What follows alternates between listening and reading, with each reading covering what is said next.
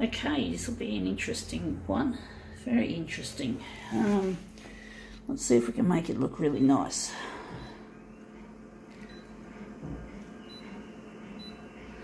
We're going to look at that when we get the book on the glass. It's a book, so I'm going to make this look really nice, hopefully.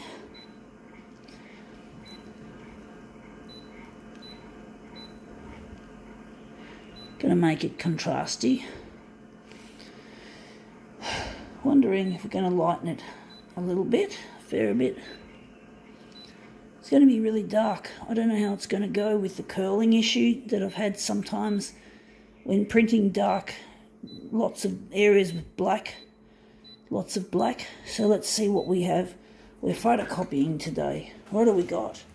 We've got here a book on evolution. An interesting topic, folks. I'll just get the page that I marked. We're photocopying this page, this one here. But basically, to be honest, I don't believe that man came from the apes, that evolved from the apes. I do believe in evolution in that organisms adapt themselves to different new situations and shit like that, or to their environment, but I don't believe that man came from the apes. Sorry to disappoint you scientist buffs. I'm now just trying to line this page up on the edge. I'm just got to use my camera hand as well, folks. But basically, I just don't believe in that man came from the apes, that we're an entirely separate species to the apes. So sorry to disappoint you scientists. I don't mean to be disrespectful. I don't want to be disrespectful, you know. You've got your opinions, I've got my opinions. So yeah, and I do admire the work that science does as a whole, but there are certain things I just don't believe in with science. You know, I do believe differently. So, but science is a very important thing in this world, and especially climate science, which I believe is really accurate. So, you know, hands up to you, thumbs up to you scientists, you know, trying to find out what's what in this world and all that. But I just don't, there are other things I don't believe in evolution, where the apes came from the humans came from the apes is just one of the areas I just don't agree with. So, wondering if I could maybe, how am I going to do this? I'm going to make this look good. So I'm just going to quickly play with the buttons while I adjust. I'm going to put the page across further so that I can get a bit of an overlap. I don't want to have all that black area, so I just moved it over. But basically, yeah, we all have different opinions on stuff in this world, and I've got to respect the evolutionists, the Darwinism that people believe in, that science has based its foundation on, but it's not what I believe in personally. I don't believe in time travel or parallel universes either.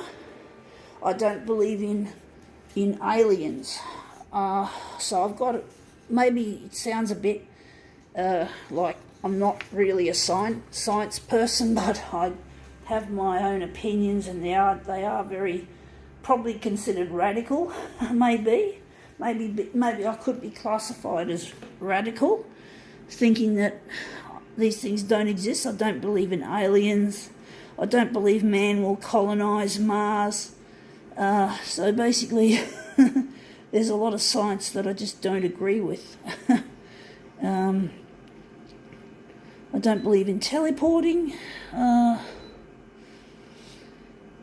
So much, it's a bit strange, I know, coming from someone who admires science, but, you know.